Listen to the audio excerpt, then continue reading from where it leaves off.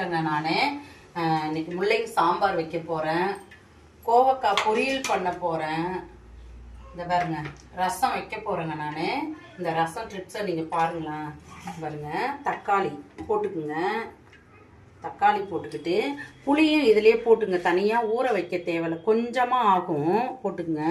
இதில் கருவேப்பிலை 2 பிடி போட்டுக்குங்க, 2 பிடி போட்டுக்கிட்டுங்க. கொத்தமல்லியும் இதிலே போட்டுக்குங்க. பாருங்க மஞ்சத்தூள் போட்டுங்க, மிளகு ஜீரகம் அது நுணுக்கி வச்சதையும் போட்டுக்குங்க. போட்டுட்டு தண்ணியில் என்னங்க ஸ்பெஷல்னா கருவேப்பிலை ரசங்க இதுக்கு பேர். ஏன்னா இதுக்கு 2 பிடி நான் போட்டுருக்கிறேன். கருவேப்பிலையை வந்து நம்ம ரசத்துலையோ சாம்பாரில் போட்டோம்னா கீழே எடுத்து போட்டுருவாங்க. இதுனா அப்படியே இருந்தால் அரைச்சி சாப்பிட்றதுனால பசங்களும் போட மாட்டோம், நம்மளும் போட மாட்டோம். ஆனால் இது போட்டால் இப்போ இருக்கிற குழந்தைங்களுக்கு முடி வந்து சீக்கிரம் நிறைக்காது. என்ன மாதிரி நீங்கள் ரசம் வச்சு பாருங்க, சூப்பராக இருக்கும், ரசமும் நல்லா இருக்கும். இதில் போட்டுக்குங்க, சுவிட்ச் அப்படியே போட்டு வரணும்.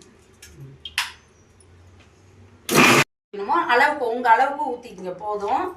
இப்ப பாருங்க பூண்டு தட்டி வச்ச பூண்டு இதுல போட்டுங்க லாஸ்ட்ல.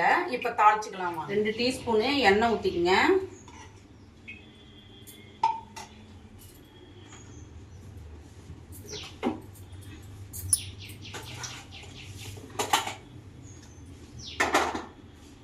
கடுகு எல்லாருக்கும் தெரியும், எப்பயும் போற மாதிரி கடுகு போட்டுக்குங்க. கடுகு உளுத்தம்பருப்பு போட்டிருக்கிறேன். இந்த பாருங்க 2 காஞ்ச மிளகாய் போட்டிருக்கிறேன். பெருங்காயம் போட்டுட்டு ரசத்தை எடுத்து ஊற்ற வேண்டியதுதான். கருவேப்பிலை ரசங்க இது. கொதி வந்த உடனே நம்ம எடுத்து ஊத்திக்கிட்டோம். ஆனா இந்த ரசத்தை நீங்க வச்சு சாப்பிட்டு பாருங்க, சூப்பரா இருக்கும். சின்ன பிள்ளைங்களுக்குலாம் முடி ரொம்ப ஹெல்த்தியா இருக்குங்க. நீங்க செஞ்சு பார்த்துட்டு எங்களுக்கு சொல்லுங்க, செம்ம டேஸ்டா இருக்கும் இந்த ரசம்.